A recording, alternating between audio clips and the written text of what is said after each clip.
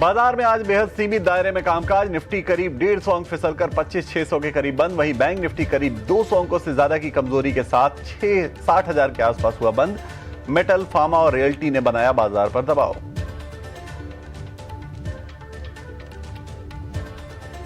चांदी की कीमतों में दबाव से हिंदुस्तान जिंक करीब 4.5% टूटा। वेदांता, नालको, हिंडाल्को और हिंद कॉपर करीब 1 से 5% फिसले।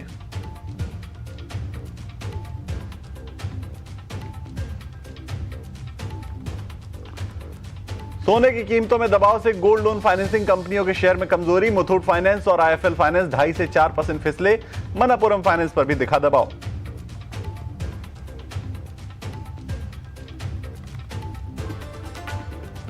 दिसंबर तिमाही के मजबूत नतीजे से ट्रेंड करीब 3% ऊपर। मुनाफा 36% बढ़ा। मार्जिन में भी अच्छी ग्रोथ। कंपनी की स्टार ब्रांड के विस्तार को तेज करने की योजना।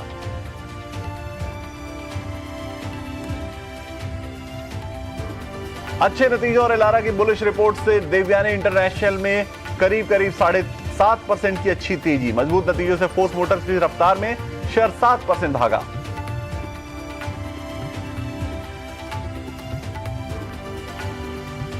एएमसीए जेट फाइटर प्रोग्राम से बाहर होने की खबर से एचएल 2 दिनों में करीब 12% टूटा। मॉर्गन स्टैनली ने अंडरवेट रेटिंग के साथ लक्ष्य घटाया। वहीं बीडीएल डेटा पैटर्न्स और एमटीआर टेक में भी 2.5 से 3% की गिरावट। निफ्टी में कल टाटा स्टील जारी करेगी तिमाही नतीजे। घरेलू वॉल्यूम में 14% ग्रोथ का अनुमान। कल Procter and Gamble, Kalyan Jewellers, Crompton Greaves जैसी कंपनियों के नतीजे पर भी नहीं रहेगी नजर। अगले 4-5 दिनों में यूएस ट्रेड डील पर आ सकता है ज्वाइंट स्टेटमेंट। ट्रेड डील पर कॉमर्स मिनिस्टर पीयूष गोयल ने कहा, मार्च के मध्य तक डील साइन होने की उम्मीद। अमेरिका से $500 बिलियन के व्यापार का है अनुमान। और कल आरबीआई की मॉनेटरी पॉलिसी का होगा ऐलान। रेपो रेट बिना बदलाव के 5.25% कायम रहने का अनुमान। मॉनेटरी पॉलिसी पर कल सुबह 9:45 से 18 हाउस स्वदेश पर देखिए दिग्गजों के पैनल पर चर्चा। देखिए निफ्टी जो है वो बहुत बेहद सीमित दायरे में कारोबार चलता रहा और फाइनली गिरावट के साथ बंद हुआ। 0.5% की कमजोरी के साथ निफ्टी बंद हुआ करीब 140 अंकों की गिरावट के साथ। और सेंसेक्स जो है वो 0.5% यानी 500 अंकों की गिरावट के साथ बंद हुआ। ओवरऑल अगर आप देखेंगे तो निफ्टी बैंक में भी करीब 175 अंकों की गिरावट आज देखने को मिली। सेक्टोरल अगर आप देखेंगे कि कौन से सेक्टर में क्या रहा, तो आज अगर एक सेक्टर छोड़ दें निफ्टी पीएसयू बैंक, तो बाकी तमाम सेक्टर्स और थोड़े बहुत चुनिंदा फार्मा, उसके अलावा अगर बाकी तमाम सेक्टर्स पर आप नजर रखेंगे तो सारे सेक्टर्स में गिरावट आज आपको देखने को मिलेगी। देखिए निफ्टी हेल्थ केयर हल्की सी मजबूती और निफ्टी पीएसयू बैंक हल्की मजबूती के साथ बंद हुआ। बाकी तमाम सेक्टर्स जो है वो आज लाल निशान में बंद हुए। तो 2-3 दिनों की जो तेजी थी हमारी, उस पर आज फाइनली थोड़ा ब्रेक लगाया। देखना ये होगा कि ये शॉर्ट टर्म ब्रेक है या फिर थोड़ा परमानेंट टाइप का ब्रेक लग गया है। तो एक काम करते हैं, एक बार हमारे मेहमानों को शामिल करते हैं हमारे साथ इस शो में। रेली गियर ब्रोकिंग के अजीत मिश्रा जी हैं। अजीत जी गुड आफ्टरनून, बहुत स्वागत है 18 हाउस स्वदेश पर आप। और मेरा पहला सवाल यही है कि ये जो ब्रेक लगा है वो नॉर्मल सा एक ट्रैफिक में लगने वाला ब्रेक है या फिर हैंड ब्रेक लगा दिया है थोड़ा? शुक्रिया विकास देखिए, मेरे हिसाब से एक हेल्दी पॉज कंसोलिडेशन ये होना जरूरी है, कंसिडरिंग कि जिस तरीके का रोलर कोस्टर राइड मार्केट ने एक्सपीरियंस किया है पिछले करीब 3-4 दिनों में। तो उसके बाद अगर हम रुकते हैं, संभलते हैं और जो मेन एवरेजेस हैं अगर उनके ऊपर होल्ड करते हैं तो डेफिनेटली ये पॉजिटिव होगा। और वो जोन क्या है, वो आपका 25,400-500 का जो जोन है जहां पे कि आपकी short to medium term averages placed हैं इस जोन में। तो जब तक इन लेवल को आप होल्ड करें तब तक मेरे हिसाब से एक हेल्दी कंसोलिडेशन एंटिसिपेटेड है रिसेंट एक वॉलेटाइल स्विंग के बाद। बट बायस पॉजिटिव साइड पे रहेगा जब तक कि आप 25,400 को ब्रेक नहीं करते हैं। ऊपर पे 26,000 मेरे हिसाब से ये क्रिटिकल रेजिस्टेंस होने वाला है इस एक्सपायरी के लिए। और जब हम उसको क्रॉस कर देंगे तो ऑब्वियसली फिर हम रिकॉर्ड हाई की तरफ बढ़ेंगे। तो अभी तक टोन पॉजिटिव है। अभी आपको बाय ऑन डिप्स मेंटेन करके रखना है जब तक कि आप 25,400 को होल्ड कर रहे हैं। बाय ऑन डिप्स आपको मेंटेन करना है जब तक कि आप 25,400 को होल्ड कर रहे हैं। एक राय अजीत जी मैं आपसे आईटी सेक्टर पर चाहता हूं, क्योंकि आज भी गिरावट कंटिन्यू रही। जो यूएसए टेंशन है कि वहां पे एंथ्रोपिक ने एक एआई प्लगइन टूल लॉन्च किया है, उसकी वजह से लगातार वहां के आईटी शेयर्स में जो है वो सेल ऑफ देखने को मिल रहा है और उसका असर अपने इंडिया के भी आईटी शेयर्स पे देखने को मिला है, क्योंकि सर्विसेज ऑफ कोर्स हम एक्सपोर्ट करते हैं तो उसका असर तो होगा ही। लेकिन क्या ये गिरावट परेशान करने वाली है या मौके खोजने वाली है? देखिए आईटी में वैसे भी अंडर परफॉर्मेंस काफी टाइम चल रही थी। मींस हमने देखा है कि जितनी बार भी रिबाउंड आता है आईटी इंडेक्स की मैं अगर बात करूं तो 38,000 से लेकर 40,000 निफ्टी आईटी इसी बैंड के पास आते आते तक एग्जॉस्ट हो जाता है। तो ये कहीं ना कहीं यही इंडिकेट कर रहा है कि अभी कोई जल्दी डायरेक्शनल मूव देखने को नहीं मिलेगा। तो अगर आप शॉर्ट टर्म का नजरिया रखते हैं, ट्रेडर हैं, मेरे हिसाब से आपको आईटी अवॉइड करना चाहिए जब तक कि आप 40,000 के ऊपर निफ्टी आईटी को ब्रेक करते हुए नहीं देखते, क्योंकि अदरवाइज आपको अंडर परफॉर्मेंस ही हाथ में लगने वाली है। At the same time investors के लिए बेसिकली उनके लिए भी मैं कहूंगा कि जिस तरीके से देख रहे हैं कि दूसरे सेक्टर्स काफी अच्छा परफॉर्म कर रहे हैं, डिप्स में अगर आपको वहां पे बाइंग अपॉर्चुनिटी मिली है, जैसे कि आपकी बैंकिंग हो गया, ऑटो हो गया, एंसिलरी स्पेस हो गया, वहां पे आप फोकस करेंगे तो ज्यादा अच्छे बेटर रिटर्न रहेंगे। तो फॉर शॉर्टर और लॉन्गर टर्म मेरे हिसाब से जब तक आईटी में थोड़ा सा क्लैरिटी नहीं आता है तब तक अवॉइड करना ही बेटर है। बिल्कुल।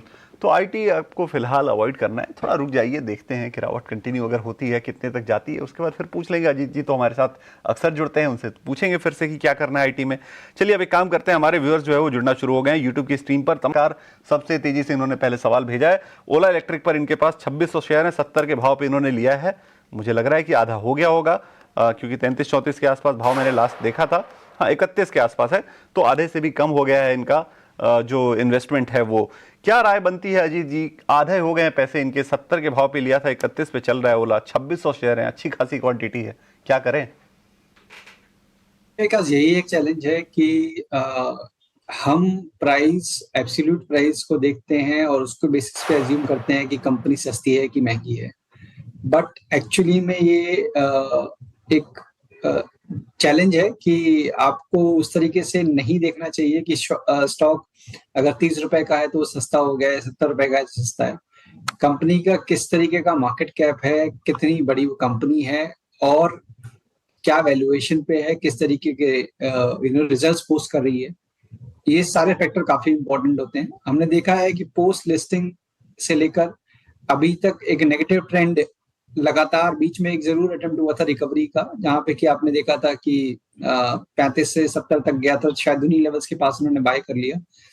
तो जब एटलीस्ट आपकी बाइंग प्राइस के भी 20-30% नीचे आ जाए तो मेरे हिसाब से इन्वेस्टमेंट भी है अगर आपको एक बार को रीवैल्यूएट कर लेना चाहिए।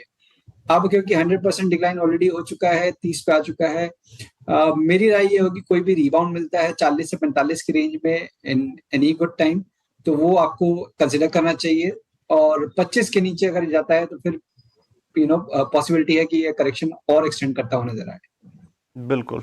तो 25 के नीचे जाता है तो ये हो सकता है कि करेक्शन और ज़्यादा बढ़े, तो ये आपको सलाह है कि आप जो है वो वैल्यू देखिए, उसके बाद इन्वेस्टमेंट का फैसला लीजिए। चलिए एक और व्यूअर हमारे हैं, अमर देव राय। इन्होंने एक साइड के शेयर खरीदे हैं, 263 शेयर खरीदे हैं, 379 के भाव पे, 380 के भाव पे, और इस वक्त शेयर का भाव चल रहा है 336 का।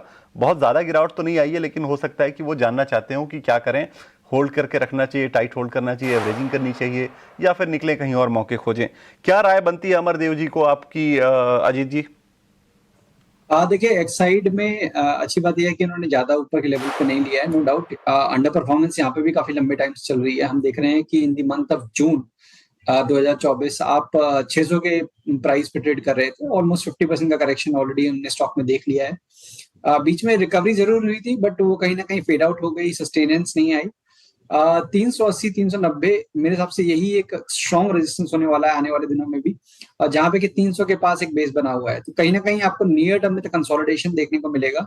तो अगर आपका व्यू शॉर्ट टर्म का है तो एक बार को 360 365 के पास आए तो एक बार रिड्यूस करने के बारे में सोचे।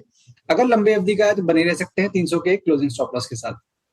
तो अगर शॉर्ट टर्म का व्यू है तो 360 365 के आसपास थोड़ा रिड्यूस कर लीजिए, और अगर लंबी अवधि का व्यू है तो आप निश्चिंत बैठिए, आराम से बने रहिए। ये सलाह आपको अजीत जी की तरफ से दी गई है। चलिए एक और व्यूअर है हमारे, लक्ष्मण ने सवाल भेजा है एशियन पेंट्स के ऊपर। 60 शेयर है इनके पास, 2800 के भाव पर है, और 1 साल का नजरिया। ये बड़ा अच्छा तरीका है सवाल पूछने का कि आप अपना नजरिया भी बता देते, ताकि एक्सपर्ट को आसानी हो जाए कि आपका नजरिया कितना है, उसके हिसाब से वो आपको सलाह दे सकें। 2400 पे आ गया शेयर, ठीक ठाक गिरावट देखने को मिल गई है, पिछले 1 महीने में 14% की गिरावट आ गई है।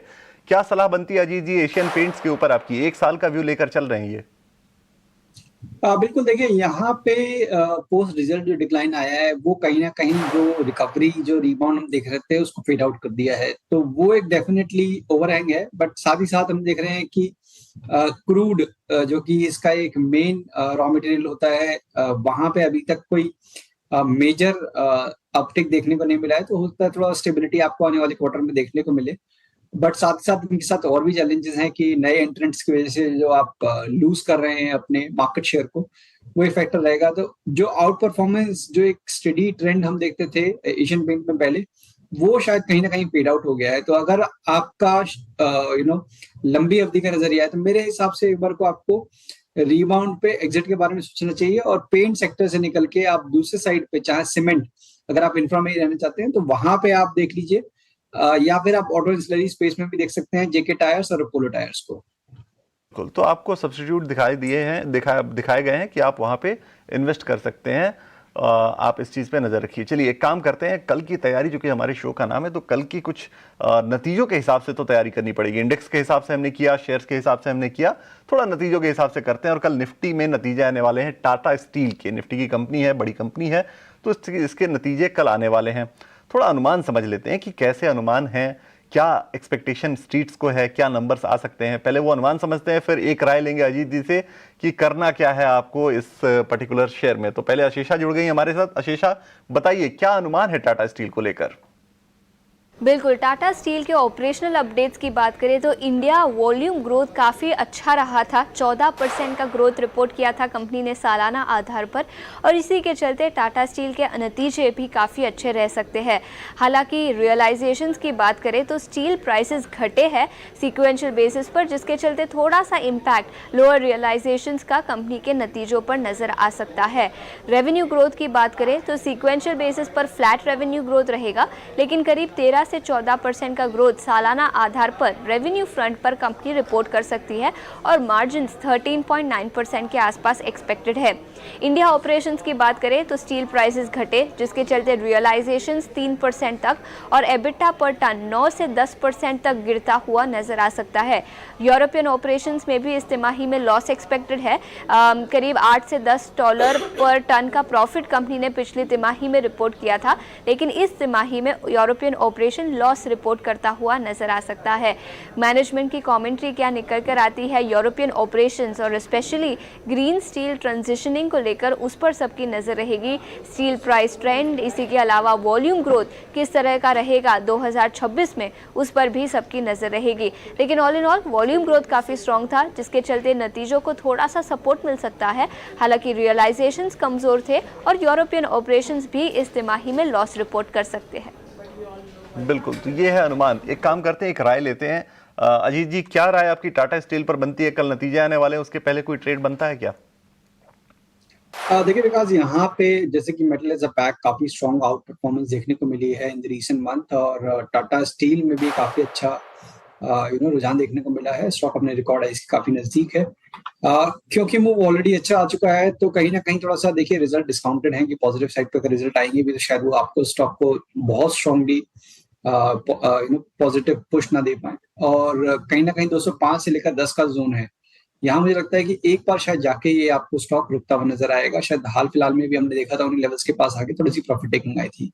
तो अगर आपका शॉर्ट टर्म का नजरिया है, रिजल्ट के लिए आपने बाय कर रखा है, 189 का एक स्टॉप लॉस मेंटेन करिए, और 210 के पास अगर आपको प्रॉफिट बुक करने की अपॉर्चुनिटी मिलती है तो एक बार कर लेना चाहिए। फ्रेश बाइंग की सलाह भी यहाँ करंट लेवल्स में नहीं होगी। तो फ्रेश बाइंग की सलाह नहीं है। 210 के आसपास मिले तो आपको जो है वो अपनी प्रॉफिट बुक करनी है, ये सलाह अजीत जी की तरफ से। अब देखिए, आपके स्टॉक्स के हिसाब से तैयारी हो चुकी है, आपके नतीजों के हिसाब से तैयारी हो चुकी है, इंडेक्स के हिसाब से हो चुकी है। अब बच गया है क्या? बच गया है वो वीआईपी शेयर, जिसका आप इंतजार करते हैं पूरे शो के दौरान, जो शो के एंड में आता है। तो चलिए ले आते हैं आपके लिए वीआईपी शेयर।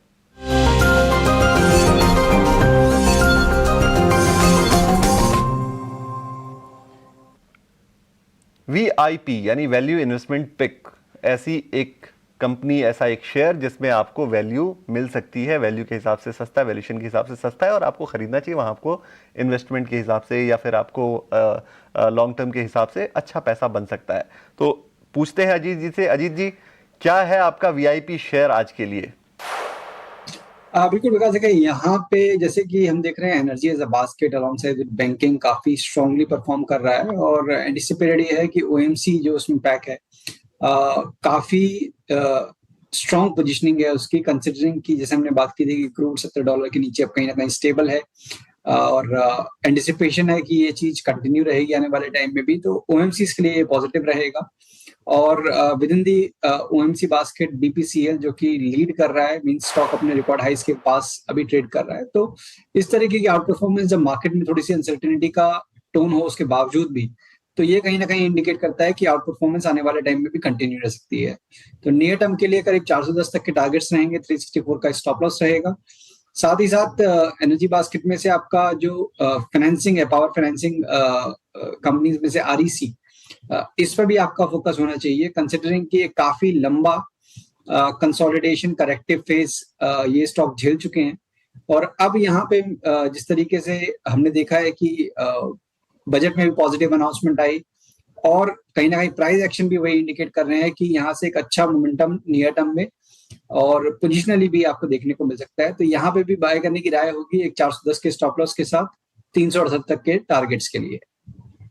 बिल्कुल, तो आपको ये 410 का स्टॉप लॉस, 410 का आपको टारगेट जो है वो दिया जा रहा है, 368 का आपको स्टॉप लॉस लगाना है, 382 के आसपास भाव चल रहे हैं।